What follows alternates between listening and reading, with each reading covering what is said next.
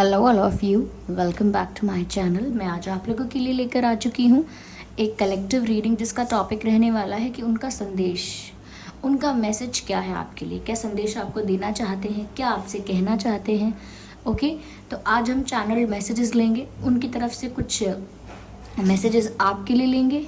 Viewers, ये reading general है, collective है, हो सकता है कि आपकी सिचुएशन के साथ एक्यूरेटली रेजोनेट करे, पॉसिबल है सिर्फ कुछ % रेजोनेट करे। तो आप ओपन माइंडेड होकर ये रीडिंग सुनिएगा। ये रीडिंग सभी ज़ोडिएक साइंस के लिए है, हर उम्र के व्यक्ति के लिए है, टाइमलेस है। आप जब भी इस वीडियो तक पहुंचेंगे यह आपके साथ तभी रेजोनेट करेगा, फिर चाहे आप इस वीडियो तक कितने भी समय बाद क्यों ना पहुंचे हों। Okay,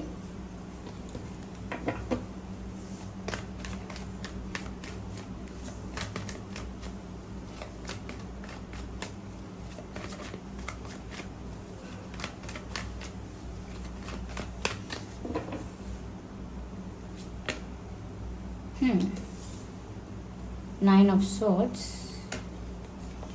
Ace of Pentacles,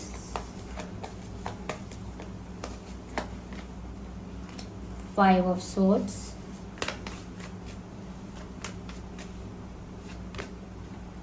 Ace of Wands. So Ace of Pentacles, Ace of Wands and Swords. Viewers, वो आपको क्या संदेश देना चाहते हैं? देखिए, सबसे पहले जो चीज़ यहाँ दिख रही है वो ये है that first of all they want to confess that they are not okay. सबसे पहले तो आपको बताना चाहते हैं कि वो खुश नहीं हैं, अच्छे नहीं हैं यानी कि अच्छी सिचुएशन में नहीं हैं, अच्छा फील नहीं कर रहे हैं। They are feeling sad, they are feeling low, तो वो खुश महसूस नहीं कर रहे हैं, ऐसा लगता है। यहाँ पर वो आपको बताना चाहते हैं कि वो बहुत परेशान हैं, बहुत दुखी हैं, बहुत सफ़र कर रहे हैं किसी चीज़ को, और ऐसा लगता है कि वो आपसे कहना चाहते हैं कि वो बहुत हैवी फील करते हैं। They don't feel relaxed, they don't feel light, बहुत ज़्यादा अनकंफर्टेबल सिचुएशन है, बहुत ज़्यादा स्ट्रेस में हैं, कुछ अच्छे से सोच भी नहीं पा रहे। They do not know how to properly think. ऐसा लगता है कि जैसे ब्लैंक हो गए हैं और बहुत सारे थॉट्स इनके दिमाग में चल रहे हैं। हर तरह की बातें इनके दिमाग में आ रही हैं, बहुत कुछ नेगेटिव अज्यूम कर रहे हैं, नेगेटिव थॉट्स बहुत जनरेट हो रहे हैं इनके दिमाग में। ये भी कह रहे हैं कि रात रात में सो भी नहीं पाते हैं, या इनकी रातों की नींद उड़ गई है। दे कांट स्लीप प्रॉपरली, बस चिंता होती रहती है और स्ट्रेस की वजह से एंग्शियस हो जाते हैं, और उस एंग्जाइटी की वजह से कहीं ना कहीं जगे रहते हैं, सोते नहीं हैं या हैवी फील करते हैं। This is what is happening to them. यहाँ पर ये स्वॉर्ड्स आप देख रहे हैं, ये सब दर्शाता है कि कितना स्ट्रेस है, कितनी एंग्जाइटी है, कितना टेंशन और कितना कितना पेन है इनकी लाइफ में इस वक्त, इनके दिल में इस वक्त। तो ये सारा पेन, ये सारा ट्रॉमा, तकलीफ, अपनी अपनी सफरिंग, ये आपसे कन्फेस करना चाहते हैं। They want to confess that to you. मुझे ऐसा लग रहा है व्यूअर्स, इनकी पर्सनल लाइफ में कुछ इश्यूज चल रहे हैं। ओके, चाहे वो फैमिली के साथ हो या फ्रेंड्स के साथ और विद समवन एल्स, लेकिन इनकी पर्सनल लाइफ में काफ़ी इश्यूज चल रहे हैं और वो उनको लेकर भी आपको बताना चाहते हैं कि वो फंसे हुए हैं। They want to tell you that they are stuck, और स्टक भी ऐसे हैं कि वो टफ फाइट दे रहे हैं। ऐसा नहीं कि स्टक है तो बस गिव अप कर दिया है, नो। ऐसा लगता है जैसे आपसे कहना चाह रहे हैं, I am not giving up, I am not quitting this, okay, I can not give up, I am not giving up. तो वो आपको बता रहे हैं कि मैं गिव अप नहीं कर रहा। मैं एक डिफ़िकल्ट, एक टफ सिचुएशन में स्टक हूँ, एक अनफेवरेबल सिचुएशन में स्टक हूँ, बट स्टिल मैं गिव अप नहीं कर रहा, गिव अप नहीं कर रही। मैं एक टफ फाइट दे रहा हूँ या दे रही हूँ। I am struggling, I am fighting for my self. मैं स्ट्रगल कर रही हूँ, संघर्ष कर रहा हूँ, और एक टफ फाइट दे रहा हूँ उस चीज़ के लिए जिसे मैं प्राप्त करना चाहता हूँ, which is the relationship you guys have. वो प्यार प्राप्त करना चाहते हैं, आपको प्राप्त करना चाहते हैं, उसके लिए वो टफ फाइट दे रहे हैं। और वो जिन भी लोगों के साथ कॉन्फ्लिक्ट में आए हैं, क्योंकि यहाँ पर क्लियरली विजिबल है कि कॉन्फ्लिक्ट है, ओके किसी के साथ कॉन्फ्लिक्ट है, या तो फैमिली के साथ इनका बहुत डिसएग्रीमेंट हो रहा है, फैमिली सपोर्ट नहीं कर रही है, अग्री नहीं कर रही है इनके डिसीजंस के और इनकी इच्छाओं के फेवर में नहीं है, या फिर है कोई थर्ड पार्टी सिचुएशन, जो कि कुछ भी हो सकता है, करियर है, फैमिली भी थर्ड पार्टी हो सकती है, कोई पास्ट इनका कार्मिक रिलेशन रहा था, या करंटली कोई कार्मिक सिचुएशन ऐसी है जिस वजह से वो स्टक फील करते हैं और इंडिपेंडेंट और फ्री फील नहीं करते अपना मन चाहा डिसीजन लेने के लिए, या मन चाहे पार्टनर को चूज़ करने के लिए, प्रपोज करने के लिए फ्री फील नहीं करते। तो यहाँ पर है, यहाँ पर काफ़ी कॉन्फ्लिक्ट है और ये काफ़ी फ्रस्ट्रेटेड भी दिख रहे हैं। यस, ये व्यूअर्स आपसे ये भी कहना चाहते हैं, they do not feel free, they feel burdened.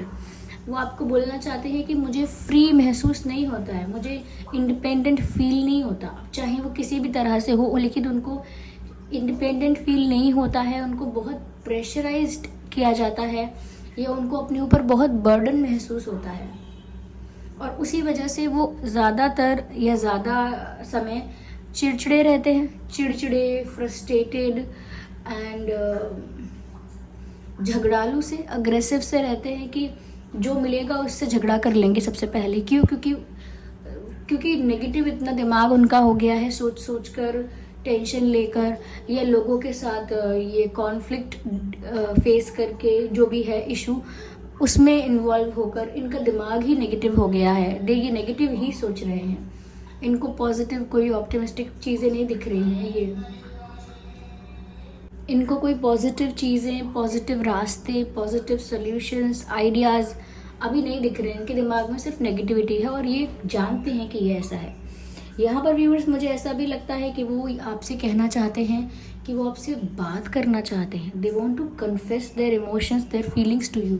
वो अपना प्यार, अपनी भावना, अपना इमोशंस और चाहे अपना दर्द भी वो आपसे कन्फेस करना चाहते हैं, वो बात करना चाहते हैं। लेकिन ऐसा लगता है बात भी नहीं हुई है उनकी, और जितना ज़्यादा इनकी बात नहीं हो रही है आपसे, उतना ज़्यादा इनके मन में आपसे बात करने के लिए क्यूरियोसिटी बढ़ती जा रही है, या कहीं कि उतना ही ज़्यादा डिस्परेट या लालायत हो रहे हैं आपसे बात करने के लिए। So they want to talk to you. I don't know यहाँ पर कम्युनिकेशन गैप क्यों आया है, किस रीज़न से है, कि आप लोगों के बीच भी कोई कॉन्फ्लिक्ट हुआ है, कोई डिसएग्रीमेंट हुआ है, डिस्टेंस आया है, लेकिन यहाँ पर कम्युनिकेशन गैप क्लियरली दिख रहा है। So that is why they want to talk to you. इसी वजह से उन्हें आपसे बात करनी है, और ऐसी वैसी बात नहीं करनी कि बस हाय हेलो, नहीं। इनको आपको जैसे प्रपोज करना है, जैसे अपनी फीलिंग्स कन्फेस करनी है, हार्ट टू हार्ट कॉन्वर्जेशन करना है, ओके। तो ऐसा लगता है कि वो आपसे बहुत कुछ कहना चाहते हैं। ऐसा लगता है कि बस उनके शब्द उनके मुंह में आते आते बस रुक जाते हैं, इतना वो आपसे कुछ कहना चाहते हैं। यहाँ पर ऐसा लगता है व्यूअर्स, पेज ऑफ पेंटिकल्स है, एस ऑफ वैंड्स भी है, ये कुछ सीरियस आपको ऑफर करना चाहते हैं। जब दो एसेस यहाँ पर हैं and which is wand and pentacle, ऐसा लगता है व्यूअर्स कि ये तो बहुत सीरियस है आपके लिए।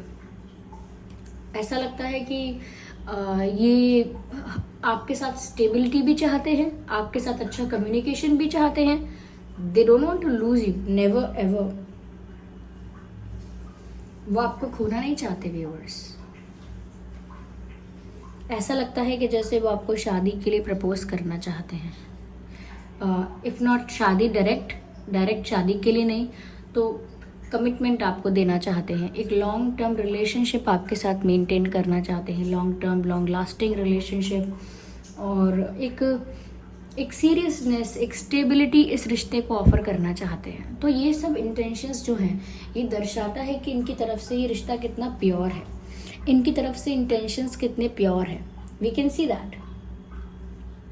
यहाँ पर ऐसा लगता है कि वो जब आपको ये सीरियसनेस ऑफर करना चाहते हैं, तो साथ ही साथ व्यूअर्स वो आपसे दिल की बहुत सारी बातें भी कहना चाहते हैं या दिल की बहुत सारी बातें भी कहना चाहते हैं। और यहाँ पर ऐसा लगता है कि वो आपको कॉम्प्लीमेंट कर रहे हैं, they are complimenting you for how you look. जैसे आप दिखते हैं उस चीज़ के लिए बहुत ज़्यादा, उस चीज़ के लिए, उस लुक के लिए बहुत ज़्यादा अट्रैक्टेड फील करते हैं। यानी कि व्यूअर्स, आप काफ़ी अट्रैक्टिव दिखते हैं, आपकी पर्सनैलिटी बहुत अट्रैक्टिव है। The way you look, the way you carry your self, the way you style your self, जैसे आप खुद को स्टाइल करते हैं, जैसे खुद को कैरी करते हैं, जैसे बात करते हैं, ओवरऑल जैसे दिखते हैं, इट लुक्स वेरी अट्रैक्टिव। तो आप उन्हें बहुत अट्रैक्टिव भी लगते हैं। That's the compliment from them. ये उनकी तरफ से आपके लिए एक तारीफ है। आइए आगे देखते हैं ये आपसे क्या कहना चाहते हैं। Fire, air and earth.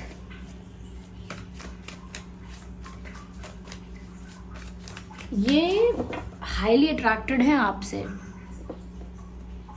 आपकी तरफ। इसीलिए जिसकी तरफ इतना अट्रैक्शन फील हो, जिससे इतना बात करने का मन करे, और जिसके साथ स्टेबिलिटी भी चाहिए, लेकिन किसी कॉन्फ्लिक्ट, किसी थर्ड पार्टी इशू, किसी कार्मिक इशू की वजह से आप स्टक हो जाओ और कुछ ना कर पाओ, तो फिर जो रातों की नींद उड़ती है, जो स्ट्रेस होता है, जो नेगेटिव थॉट्स आते हैं, वही इनके साथ हो रहा है।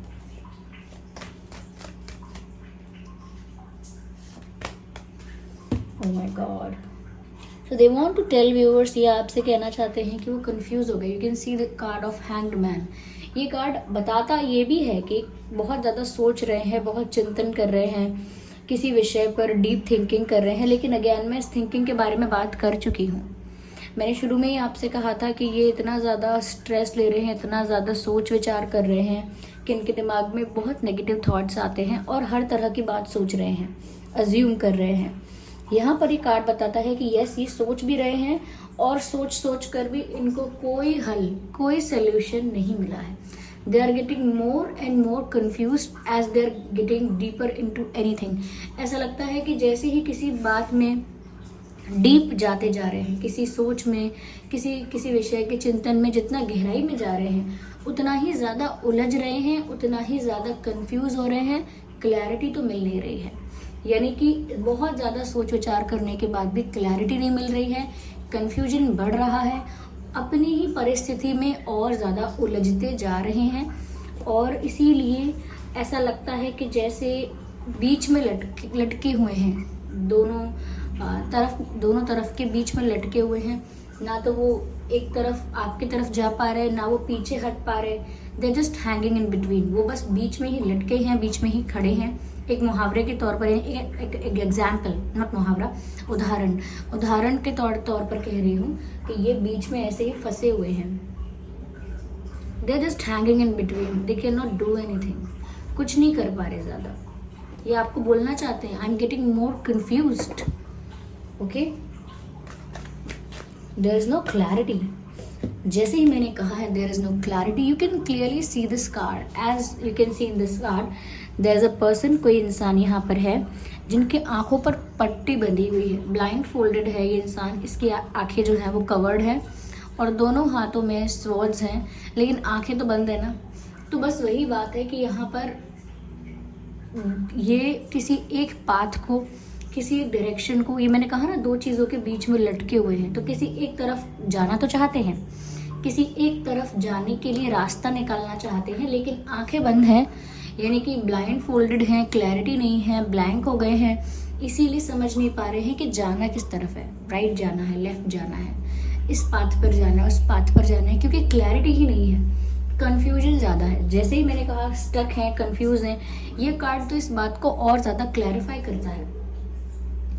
तो यहाँ पर ऐसा लगता है व्यूअर्स, उनकी लाइफ में वो आपसे भी ये कहना चाहते हैं कि वो कंफ्यूज हो रहे हैं और ऐसा लग रहा है जैसे उनकी लाइफ में दो रास्ते हैं या दो से ज़्यादा रास्ते हैं और उनको समझ नहीं आ रहा कि उन्हें किस रास्ते पर जाना है, किस पाथ को, किस डायरेक्शन को चूज़ करना है। उनको समझ में नहीं आ रहा। क्यों?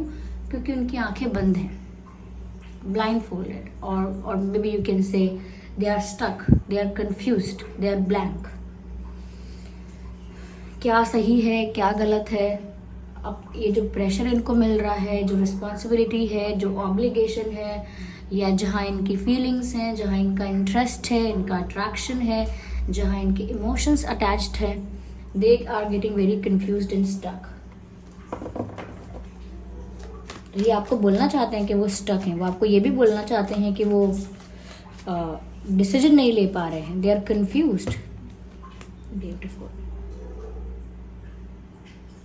Viewers, they are fighting for you and they will keep on fighting for you because you are the star of their life. वो स्ट्रगल कर रहे हैं, टफ फाइट दे रहे हैं सिचुएशंस को, गिव अप नहीं कर रहे हैं, जैसा कि इनसे मैसेजेस मिले थे, इस रीडिंग से मैसेजेस मिले थे कि टफ फाइट भी दे रहे हैं, गिव अप भी नहीं कर रहे हैं। वो आपको प्राप्त करना चाहते ही हैं, आपकी तरफ जाना चाहते ही हैं। तो व्यूअर्स, ऐसा लगता है ये बात सच है क्योंकि क्लैरिफाई हो गई है कि आप उनके लिए बहुत स्पेशल हो, आप उनके लिए बहुत स्पेशल हो, बहुत मैटर करते हो, आप उनके लिए बहुत वैल्यूएबल हो। ये स्टार का जो कार्ड आया है यहाँ पर, ये दर्शाता है व्यूअर्स कि आपकी जो जगह है इनकी लाइफ में, आपकी जो वैल्यू है इनकी लाइफ में, it's much more than you imagine. Okay, आप जैसा कल्पना करते हैं कि आपकी वैल्यू ये है उनके लिए, आपकी वैल्यू वो है उनके लिए, आपकी वैल्यू कहीं ज़्यादा है।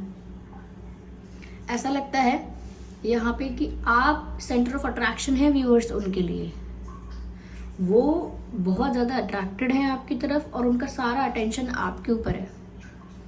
हो सकता है आपको दिखता है, हो सकता है आपको नहीं दिखता है, लेकिन इनका सारा अटेंशन सच में आपके ऊपर ही है। आपको एक स्टार लाइक पर्सनालिटी की तरह देखते हैं और ये आपसे कहना भी चाहते हैं, you are the centre of attraction for me.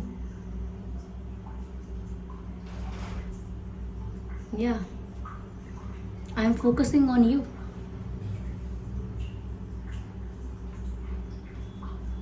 Viewers, आप इनके लाइफ में बहुत स्पेशल है। They have a special place for you in their heart. उनके दिल में आपके लिए एक स्पेशल जगह है।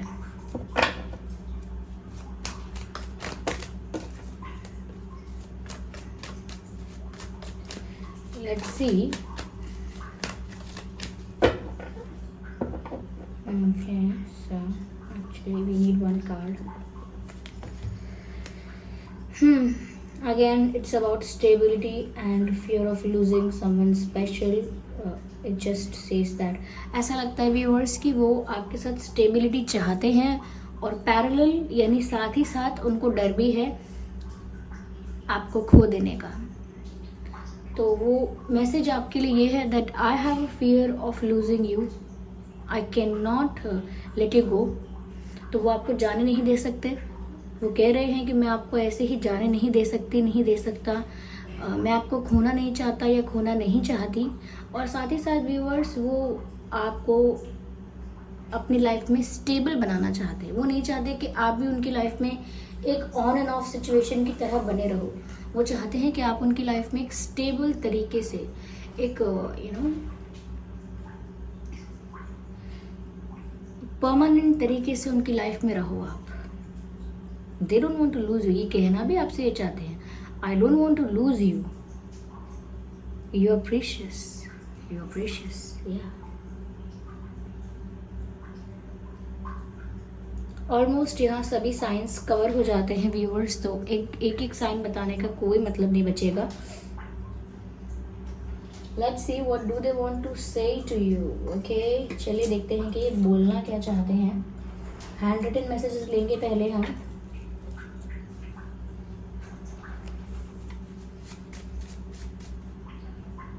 So this card wants to come out. So the message is let's meet again. तो वो आपसे कहना चाहते हैं चलो दोबारा मिलते हैं, चलो दोबारा मिलते हैं। तो वो आपसे मिलना चाहते हैं।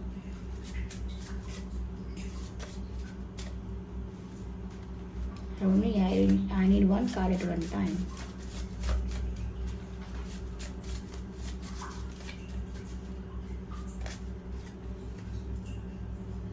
I feel a pull towards you. वो आपसे कहना चाहते हैं कि मैं आपकी तरफ एक खिंचाव महसूस करता हूँ। वो आपकी तरफ एक पुल फील करते हैं, जैसे कुछ उन्हें खींच रहा हो आपकी तरफ। और मैंने कहा भी कि बहुत ज़्यादा अट्रैक्टेड हैं व्यूअर्स आपकी तरफ, बहुत ज़्यादा अट्रैक्शन फील करते हैं। Read my eyes. तो अगर ये बहुत कुछ कन्फेस अभी तक नहीं कर पाए हैं और आप भी इनकी खामोशी नहीं समझ पा रहे हैं, तो वो आपसे कहना चाहते हैं कि मेरी आंखें पढ़ लीजिए। Just read my eyes and you will get to know everything what is there in my heart. वो कह रहे हैं कि मेरी आंखें पढ़ लो तो तुम्हें समझ में आ जाएगा कि मेरे दिल में है क्या। Very romantic. Why do you look familiar. Viewers, वो आपसे कहना चाहते हैं कि ऐसा क्यों लगता है कि जैसे वो आपको सदियों से जानते हैं। ऐसा क्यों लगता है कि आप लोग पहले भी किसी लाइफ टाइम में, पहले भी किसी पुराने पिछले जन्म में मिल चुके हैं, एक दूसरे से डील कर चुके हैं, फेस कर चुके हैं, रिश्ते में रह चुके हैं, किसी कनेक्शन में रहे हैं, क्योंकि आपकी वाइब, आपकी एनर्जी उन्हें बहुत जाना पहचाना सा एहसास देती है। ऐसा कोई इंसान जो बरसों पहले बिछड़ा हो, ऐसा कोई इंसान जो बरसों पहले हमें कभी मिला भी था, तो एक फेमिलियरिटी फील करते हैं आपके साथ, जैसे नोन है आप। पहली बार भी जब आप इनसे मिले होंगे तो इनको लगा होगा कि ऐसा लगता है इस इंसान को कहीं तो देखा है, मुझे याद नहीं है कहाँ, मुझे पता नहीं है कब क्या, लेकिन ऐसा लगता तो है कि मैंने जानता हूँ। वो पास्ट लाइफ एक्सपीरियंसेस की वजह से महसूस होता है। वो पास्ट लाइफ एक्सपीरियंस आप लोगों का जो था, उस वजह से जब भी आप लोग मिलते हैं ट्रिगर्ड हो जाती है वो चीज़ कि इंसान, ठीक है मैं इस इंसान को 1 साल 2 साल से या फिर कुछ महीनों से जानती हूँ, लेकिन रिश्ता ऐसा लगता है जैसे बहुत पुराना है इनसे। वही बात है। तो व्यूअर्स, ये वो आपसे कहना चाहते थे, ये थे उनके मैसेजेस आपके लिए। आई होप ये रीडिंग आपके लिए हेल्पफुल और रिलेटेबल रही है। अगर इस रीडिंग ने आपको थोड़ा भी गाइड किया है तो वीडियो को लाइक करें, कमेंट करके बताएं कितने % ये रीडिंग आपकी सिचुएशन से रेजोनेट करती है। सब्सक्राइब करें ड्रीम टैरो चैनल को और बन जाएं ड्रीम टैरो फैमिली का हिस्सा। चलिए फिर मिलते हैं अगली रीडिंग में। तब तक के लिए bye bye family, bye bye angels, love you all, bye bye, take care.